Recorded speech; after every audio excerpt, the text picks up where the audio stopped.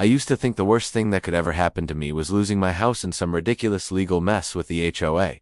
But no, that nightmare was just the beginning. This time, they didn't send threats by mail. They kicked in my cabin door, literally. The excuse, overwiring, no joke. And to top it all off, guess who was renting my spare room at the time? Brenda. Yeah, she picked the absolute worst week to pretend she was in charge. If you've ever I had to deal with HOA craziness or been pushed around by one of those clipboard bullies who think they own your street. Leave a comment. Seriously, what's the most ridiculous thing they ever cited you for? You're watching QA Stories. I'm Dylan, 35 years old and proud to be a residential electrician. I do it all, from full house rewiring to custom backup power systems and even off-grid electrical setups. Been in this game for over 15 years. But here's the thing no one tells you about being good at your craft. Skill doesn't protect you from power-hungry people with rules. They twist however they want. I learned that the hard way, and I told myself it would never happen again. I truly believed I'd figured out how to avoid it. Looking back now, I can't believe how naive I was thinking I could live in peace while sharing a zip code with people who live for control.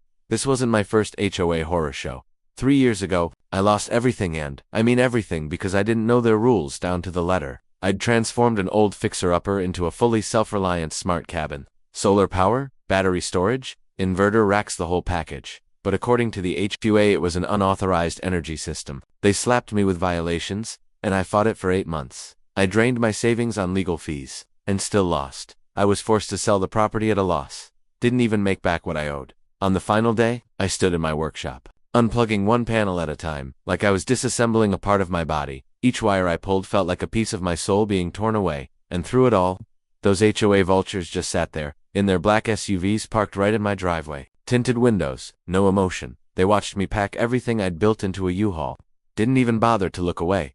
I remember thinking maybe I'm being dramatic. Maybe they're just following the rules. But I know better now. I was giving them too much credit. So when I found this quiet little suburb 6 months ago, a peaceful cabin tucked near the edge of town, I really believed I'd found my fresh start.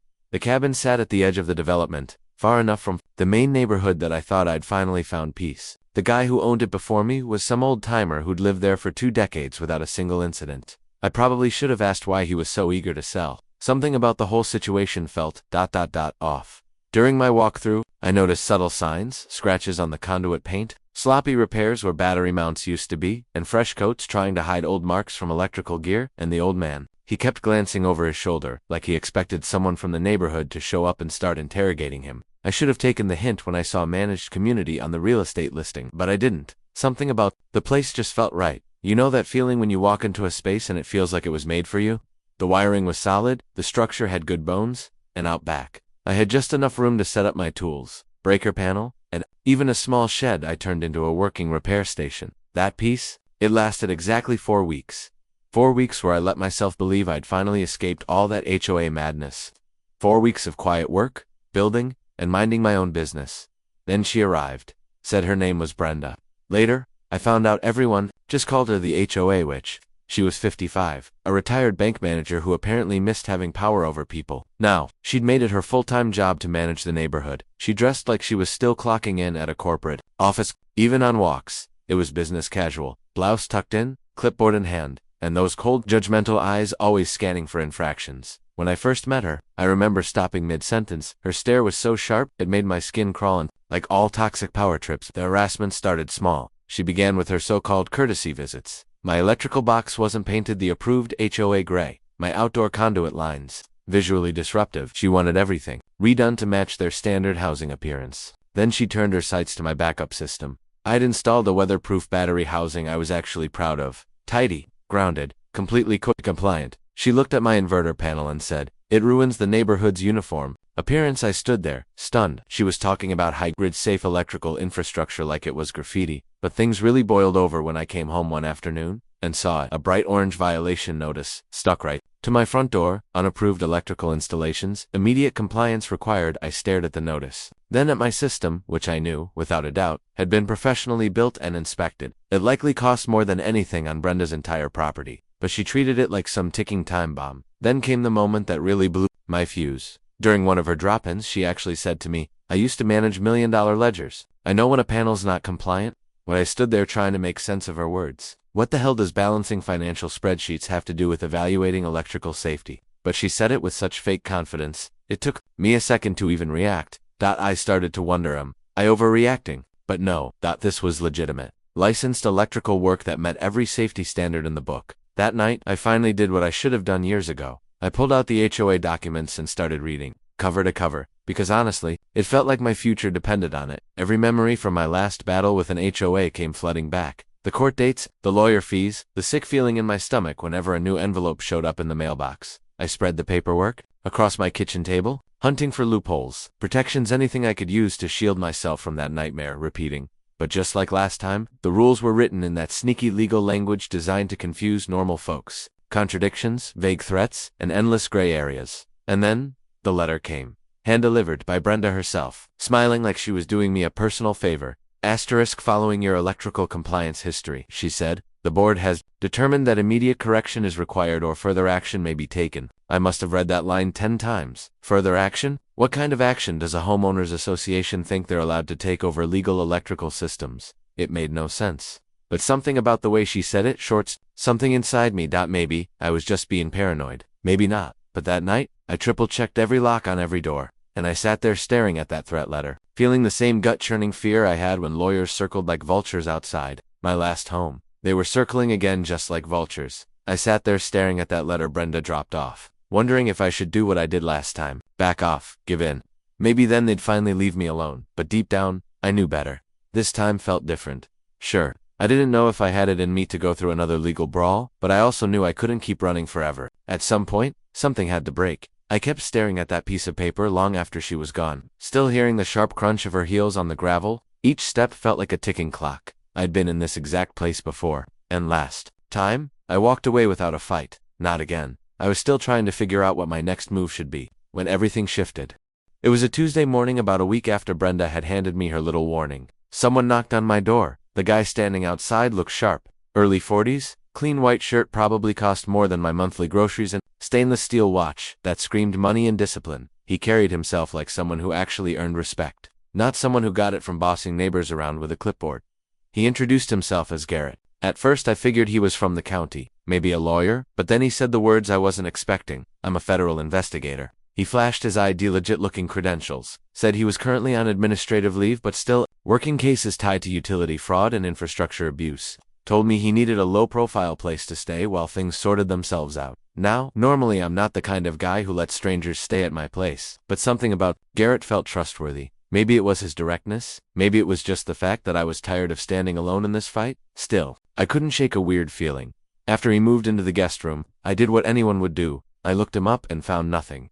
No social media, no mentions, no LinkedIn, no press, not even a Loris photo. Either this guy had the cleanest cover story I'd ever seen, or he really was exactly who he said. Don, scary good at staying invisible. I should have asked why he picked my cabin, but I didn't. I let it go. Maybe because deep down, I liked the idea of having someone around who wasn't trying to control every inch of my property.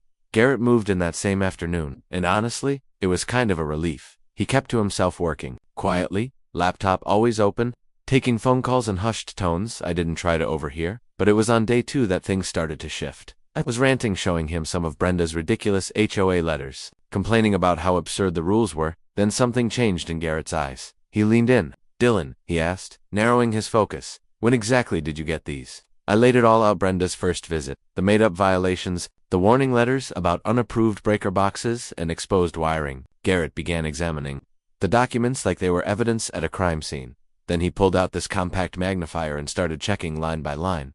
20 minutes later, he looked up. This inspection form, the digital signatures, been tampered with. That's a forgery. I blinked. Was he serious? My first thought? He's bluffing like one of those TV characters who pretends to know more than they do. But then Garrett pulled up an old case study on his phone, walked me through step by step how you can detect forged metadata, mismatched timestamps, teeny clues I never would have caught. That's when it hit me. Brenda wasn't just some nosy neighbor with too much time on her hands. She had doctored legal documents, committed actual crimes just to target me. Garrett listed it off. Document falsification, abuse of authority, HOA overreach, possible wire fraud. I didn't know whether to feel vindicated or horrified. I'd been thinking this was just another HOA war over paint colors and breaker boxes. But now it felt like I'd stepped into something far bigger. That night, long after Garrett went to bed, I sat alone in my kitchen. HOA handbook spread out across the table, and a rising storm building in my chest. This time, I wasn't reading the HOA rulebook for answers. I was hunting for traps. Brenda hadn't just followed the rules, she'd twisted them. and I was done stepping into those legal snares blind. The more I read, the more clear it became. This was never about wiring. It was about control, about who gets to decide whose home belongs, and whose doesn't. It hit me hard like a jolt from a faulty panel. This wasn't about electrical violations. It was about power and someone who was willing to turn regulations into weapons. I shut the book and just sat there in the dark. That same old nausea from 3 years ago bubbling back up. But this time, I wasn't alone. I had someone in the room who actually understood how people like Brenda operated. The next few days, too quiet, Brenda stopped showing up for her little compliance chats, and I couldn't help but wonder, maybe Garrett's presence had her spooked. But then it came. Another formal notice, hand-delivered again. Only this time, she didn't even knock. Just strutted up the driveway like she owned the place. Clipboard in one hand, envelope in the other. Same smug expression like she was delivering a court ruling. Here to notify you, she announced loudly, that your temporary guest appears to be conducting unauthorized technical services on the property. The HOA requires full disclosure of all mechanical activity conducted on site. She handed me an envelope that looked disturbingly official. I wish I could say I stayed calm, but who wouldn't snap at that level of overreach? Brenda, I said, firmly, this is my house. I don't need your permission to have someone visit. She didn't flinch, just smiled that cold little smile and tapped the envelope against her hand like a judge tapping a gavel. As stated in HOA Covenant Section 12.4 subsection 4, any changes in household occupancy must be pre-approved to ensure community safety. Then she added, your guest has until Friday to submit proper paperwork, or he'll need to vacate the property. I stood there, stunned. Wait, Ken, they really control who's allowed to stay in my home. The way she said it, so certain, so rehearsed, it made me wonder if they actually could. And just when I was trying to decide how to respond, Garrett stepped onto the porch. Same white shirt, same unreadable expression, but his eyes, ice cold. Ma'am, he said flatly, unauthorized inspection of private electrical systems could be a violation of multiple federal codes. Are you sure you want to go down that path? I didn't know if he was bluffing, but she clearly didn't want to find out.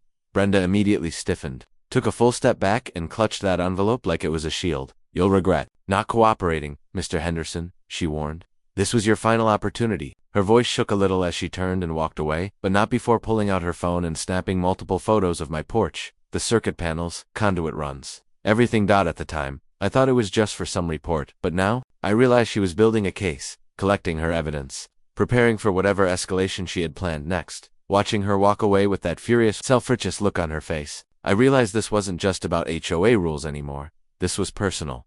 This was war. And Garrett, was he really the ally I thought he was? Or had I just made myself an even bigger target? The next morning gave me my answer. I woke up to the sound of power tools buzzing just outside my window. I pulled the curtain aside and saw two guys in uniform installing something on a nearby utility pole. At first, I thought it was just basic neighborhood maintenance, but then I saw it. A security camera angled directly at my outdoor power system. Not the street, not the walkway, just my equipment. I stepped outside and asked what they were doing. One of the workers handed me a printed work order. It was from the HOA Enhanced Surveillance for Problem Properties. It read, Problem Properties. That's what they were calling my home now, and the camera. It wasn't just some little fixed lens. It was one of those heavy-duty motion-tracking surveillance cams, the kind that hummed when it moved. I could hear it whir and buzz every time I walked out to check my breaker. It followed me. I could feel it tracking my every move. I started changing my habits, took the long way around to the workshop, checked the mail from inside the front door, all just to avoid its gaze. Garrett noticed. And the way his face tightened when he looked at it told me everything I needed to know. That's not security, Dylan, he said quietly. That's surveillance. That lens is zeroed in on your electrical panel. Later that afternoon, Garrett walked outside with a towel in his hand. Without saying a word, he climbed up and gently draped it over the camera. 5 minutes. Later, 5 minutes, the house phone rang. It was Brenda demanding we remove the obstruction to community monitoring equipment. And I remember thinking, monitoring what, exactly? What kind of HOA installs surveillance equipment aimed at one guy's circuit box? This wasn't about safety, it was about control. And something darker was coming. Something about that camera didn't sit right with me. It wasn't just recording it, felt like it was locked onto me specifically, like I was the target. Things escalated quickly after that. Around 2 p.m. on a calm Wednesday afternoon, my entire house suddenly lost power. No weather issues, no nearby construction, just an instant blackout. I called the electric company thinking it was a glitch, but they told me it was an HOA-initiated utility shutdown. Your system was flagged as not compliant.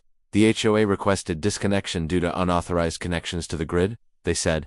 Power came back 6 hours later, but the damage was already done. My refrigerator was full of spoiled food, and I lost important files on my computer schematics I'd been designing for weeks. As the lights finally flickered back on, I just sat there in my dark kitchen, drowning in that same helpless frustration I'd felt 3 years ago during my last battle with the HOA. I instinctively reached for my toolkit, tempted to go fix things, to do something with my hands. But then I froze. Was I about to throw myself into another mess that could ruin my life again? Was this just another coincidence? It didn't feel like it. That's when Garrett and I decided it was time to start digging. He had this incredible legal documents like he was looking through them for secrets, not just words. What we uncovered made my stomach turn. I wish I could say I was surprised, but after everything, it all just started to fit together too well. We found strange expenses in the HOA's financial records, $6,000, paid out for electrical work during a month when no licensed contractor had been on the property. Garrett pointed at the numbers. And check this out, he said.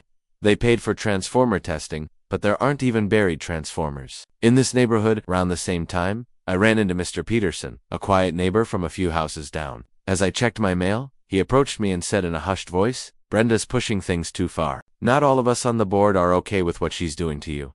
He looked around nervously. I signed up to fix sidewalks, not help Brenda destroy people. Then he walked off before I could say a word. Garrett spread our collected evidence across my kitchen table, eyes serious. "This is it," he said. "This is more than just petty harassment. It's fraud, forged documents, and targeted abuse. She's crossing into criminal territory." I didn't know how to feel. Part of me was relieved. We had real proof. But another part of me was genuinely afraid. People like Brenda, the ones who break laws to maintain control, don't usually back down when they're exposed. They double down. Then on Thursday night, Garrett received an anonymous email on his federal work account. No sender, no signature, just a message. "She's gone too far. Not everyone on the board agrees with what Brenda's doing. Be careful." Garrett showed me the email, his face tense. "Someone inside is watching this unravel," he muttered, his eyes scanning the screen. "This goes way beyond grid hookups and electrical complaints. Dylan." That night, I had a dream so vivid it shook me. I saw my old workshop again, but it was on fire. Flames swallowed the solar panels, melted the battery walls, reduced everything I'd built to rubble. HOA board members stood around in suits, calmly writing notes, as it all burned. I woke up in a cold sweat and immediately checked my outdoor panels, just to be sure they were still there, still mine. Outside, that same security camera blinked its red light, cold and mechanical, tracking every move I made. I stood at my window, the rest of the night, watching that little blinking dot in the dark, knowing full well how easily they'd cut my power before, and how easily they could do it again, maybe at night. Maybe when I was alone. Then we started hearing whispers from neighbors. Brenda was apparently bragging that she had a way to permanently solve the Dylan and Garrett situation. That phrase stuck with me. It felt too clean, too rehearsed, like something out of a mob movie. All I ever wanted was to live peacefully, to work on my wiring setups and be left alone.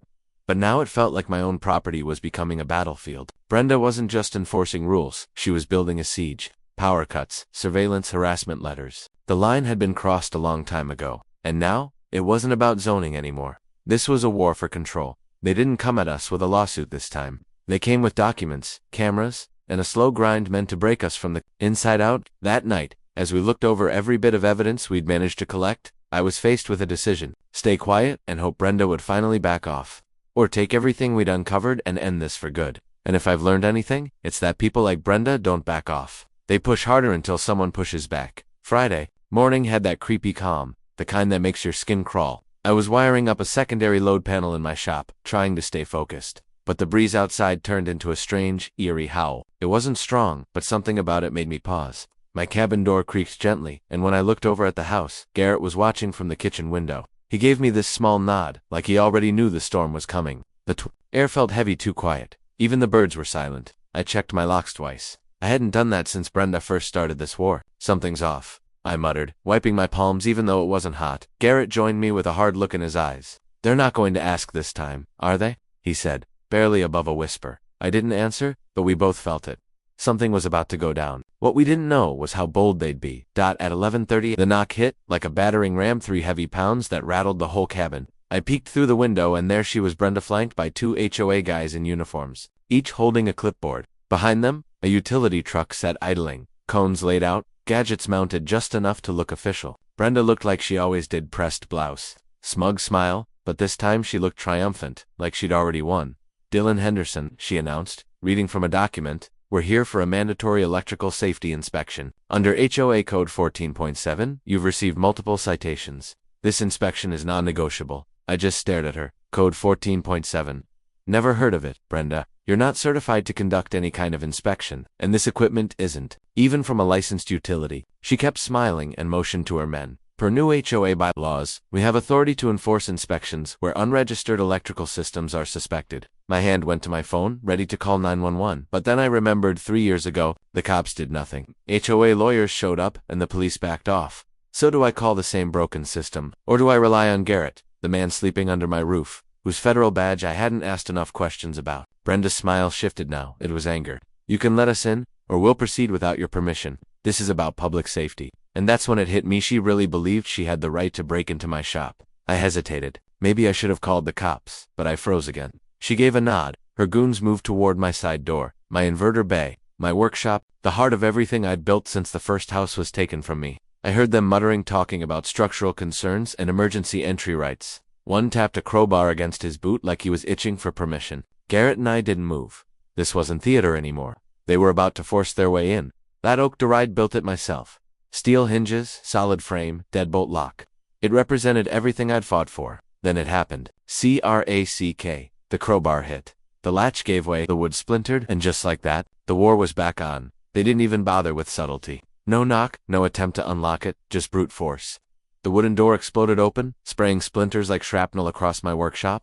The sound of wood cracking and metal warping echoed off the walls, bringing back the same gut-wrenching feeling I had 3 years ago when I was forced out of my last home. This wasn't just a break-in, it was déjà vu, only louder, meaner, and more deliberate. She didn't even knock, I muttered, staring at my wrecked equipment scattered across the floor like battlefield debris. And the person behind it all, Brenda, and she wore the smug look of someone who thought they'd just scored a victory. She didn't have a warrant, didn't have legal clearance, but she waltzed right in, waving that clipboard like it was a badge. I have visual authority, she declared, stepping into live wires and active circuits without a clue what she was doing. I watched her flinch as a spark jumped from an exposed inverter terminal, but she kept going, convinced her imaginary power protected her from reality. She didn't realize how far she'd crossed the line. She wasn't just trespassing, she was dancing into danger without even knowing it. I've told stories like this before on CA Stories about people drunk on their tiny taste of power, but I never thought I'd be living one again. Not like this. Standing at the shattered entrance to my workshop, watching her paw through delicate equipment like it was junk at a garage sale, I felt something build inside me, a mix of cold, anger, and strange patience. It was like watching someone wander into a minefield, completely unaware of the consequences. What would you have done in that moment? Call the cops? Or just let her keep going until the consequences caught up? Because that's exactly what it felt like she was digging her own grave with every step deeper into my workspace. I could feel Garrett nearby, maybe watching from the kitchen door, waiting for the right moment. Brenda kept pushing forward, stepping over wiring housings and meters without care, completely oblivious. I backed away slowly, gripping a busted surge protector in my hand until it left marks in my palm. Just a few more steps, I whispered, almost to myself. Keep going. And then she stood right next to the fuse cabinet, exactly where Garrett had been waiting. She had no idea what she'd just walked into. I stood frozen, knowing this was the moment everything would change again. But would it change in my favor this time? Or was I about to lose everything all over again? 10 minutes later, the cops arrived, which tells you just how loud this disaster had become. 2 officers came down my driveway looking more irritated than concerned, like they expected to deal with another petty neighbor fight. Whether someone called them, or they heard the yelling, I don't know. But the moment I saw their uniforms, my stomach sank. They found me inside the side workshop, standing among broken conduit and a twisted breaker panel. Brenda was still in there, clipboard in hand, acting like she had every right to destroy my home. The younger officer looked around and asked, "Sir, are you the property owner? We got reports about an electrical dispute and someone squatting on utility infrastructure." How was I supposed to explain any of this without sounding completely insane?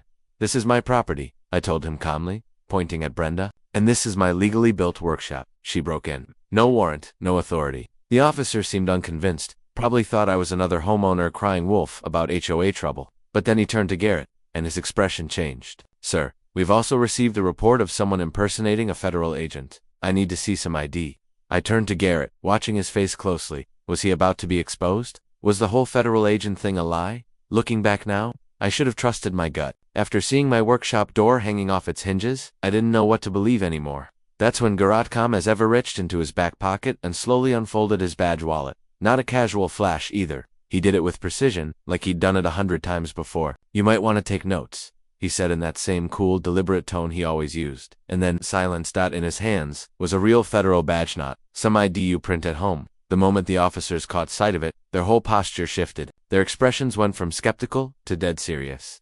Garrett didn't stop there. He spoke clearly, his voice echoing through the room. Special Agent Garrett Morrison, currently on temporary leave, formerly lead investigator on federal energy fraud and infrastructure laundering, he handed the badge over for full verification. No rush, no nerves. I'm here as a private citizen, he continued. But I've been gathering evidence for weeks, fabricated compliance reports, fake inspection records, and budget logs for electrical gear that doesn't even exist. You could feel the atmosphere change in seconds. Suddenly, Brenda wasn't in charge anymore. I watched her face go through all the stages, shock, then confusion, then sheer panic. Her jaw literally dropped. She looked at the officers, then at Garrett, then back again. Her voice cracked as she shouted, "No, this is a setup. Who even are you?" But Garrett was just getting started. He pulled out his phone and played audio recordings, Brenda's own voice, clear as day, talking about tweaking numbers and covering tracks. Then came video clips her giving the order to force open my workshop door. No warrant, no authority. You could even hear my surge alarm blaring in the background. And then, boom, the evidence folder. Garrett laid out forged blueprints across my busted bench, played back calls on a speaker, and handed over a thick packet labeled fraud documentation in bold federal font. Dozens of pages, dozens of lies exposed. One officer flipped through it and muttered, "Holy hell." It hit me. Then Garrett hadn't just been crashing in my guest room. He'd been building a full-scale case the entire time. This wasn't just about my HOA drama anymore. Garrett had uncovered a network of HOA abuse, funneling fake project budgets through energy programs to cover up financial laundering. Brenda, she wasn't just a power-hungry president. She was a cog in a machine, a fraudster hiding behind permits and policy. And as it all came crashing down, I didn't know what to feel. Was I lucky, or just a pawn in someone else's operation? Either way, I wasn't alone anymore. I looked Brenda in the eyes. "You don't get to rewrite the rules just because you carry a clipboard and a forged permit," I told her. Then came the handcuffs. Click. That sound. I'll never forget it. More satisfying than any court victory. For a second, I flashed back to my old cabin, remembering how I lost everything while HOA reps watched coldly from their black SUVs. But not this time. This time, they were watching one of their own go down. Brenda's face twisted in disbelief. 5 minutes ago, she was the queen of the neighborhood. Now she was a criminal, cuffed under a sign that read, "High voltage, authorized personnel only." Funny how unauthorized her whole career just became. Years of trauma, loss, and fear finally validated. Seeing her fall, that wasn't revenge. That was justice. The so-called maintenance crew. Yeah, they bolted like they saw a ghost, left their tools mid-job and ran the second things got real. That utility truck, gone in seconds. And Brenda, the same woman who stalked me with bogus violation letters and hid cameras in burnt houses, she got hauled off in cuffs like every other lawbreaker, watching those cuffs snap shut around her wrists. I can't lie, it felt like justice. Pure, overdue justice. But just as the police car pulled away, I noticed Garrett watching with a strange look in his eyes, half warning, half sorrow. "That was the easy part," he muttered, almost to himself. "She didn't act alone, and whoever's behind her, they're not finished yet." His words hit hard. Was this really the end or the beginning of something even darker? Word of Brenda's arrest spread through the neighborhood like wildfire. By the next morning, my porch turned into a gathering place for half the block. Folks I'd never even met showed up with coffee, stories, and more evidence. Turns out Brenda had been on a power trip for years. Mr. and Mrs. Smith, a sweet older couple from 2 streets over, brought me a whole stack of violations she'd slapped on them. Forced to take down their solar system after saving for it for 3 years. Then fined for using a backup generator. And they weren't the only ones. Another guy down the block got ticketed for motion lights that weren't community mood compliant. Apparently she had convinced every family they were the only ones being targeted. Gaslighting, plain and simple. Mrs. Smith sat in my kitchen, sipping tea, shaking her head. "We always had a bad feeling," she said. "But who do you report when the abuser runs the complaint desk?"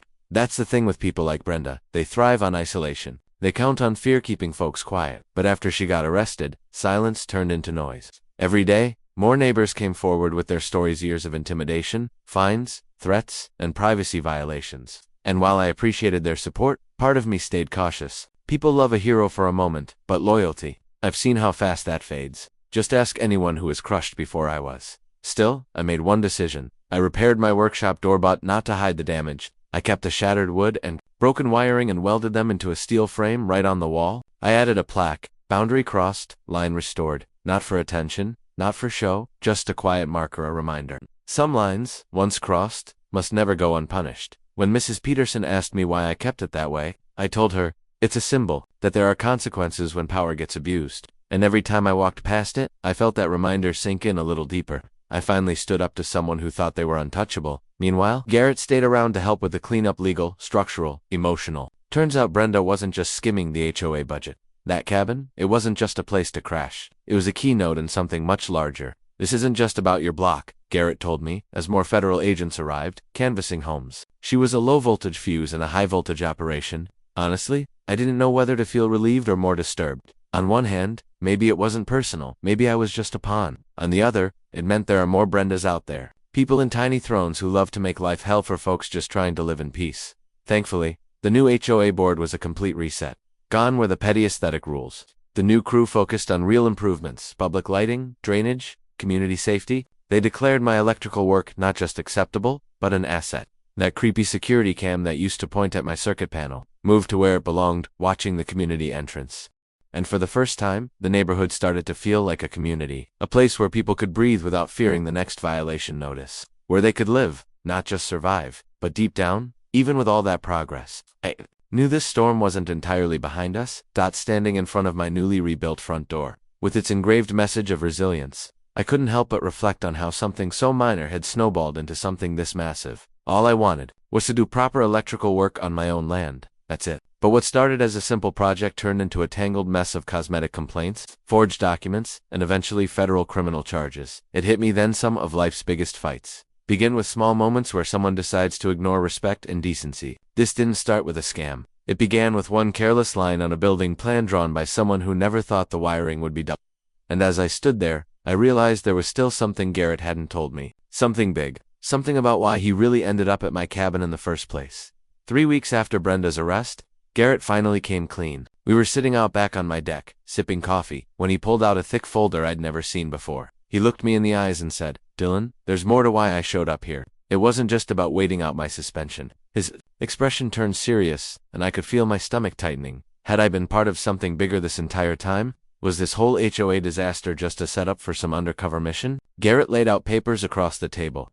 "We didn't just stumble onto your case, we selected you. The fake violations, the fines, even Brenda. It was all calculated. We needed someone smart enough to notice the signs, but not so paranoid. They'd run before the trap closed." I leaned back, stunned into silence. "They picked you because you'd already been through loss," he said, looking at me with a mix of apology and respect. Then the real story came out. This wasn't just about an abusive HOA. It was about a hidden network funneling millions through fake infrastructure projects, mostly electrical, and mostly invisible, unless you knew what to look for. Garrett explained they'd been following the operation for over 18 months, and my complaint gave them the opening they needed to place someone on the inside. That's when it all clicked. All those bizarre electrical code notices, the damaged door. The feeling that I was being watched, it wasn't just paranoia, it was a piece of a much bigger puzzle. Garrett handed me evidence that blew my mind. Spreadsheets showing money transfers, records of phantom parks that never got built, LED lighting systems that only existed in theory, and fake maintenance logs. And Brenda? She wasn't just a nosy HOA president. She was the local handler laundering money and signing off on fraudulent transactions that funded everything from corrupt elections to criminal organizations far beyond our neighborhood. No one questions HOA budgets when they say it's for safety or emergency repairs, Garrett explained, pointing at one of the files. Community upgrade projects, blackout prevention, it all sounds legitimate, but when you add it all up across 50 neighborhoods, it's a multi-million-dollar fraud machine. And then, the final dominoes fell. Within 72 hours of Garrett revealing the full scope, federal agents launched a multi-county raid. 12 arrests in 3 states. It was a sweeping takedown that ripped through the network. Every loose thread Garrett had traced finally unraveled. Turns out Brenda was just a mid-level cog.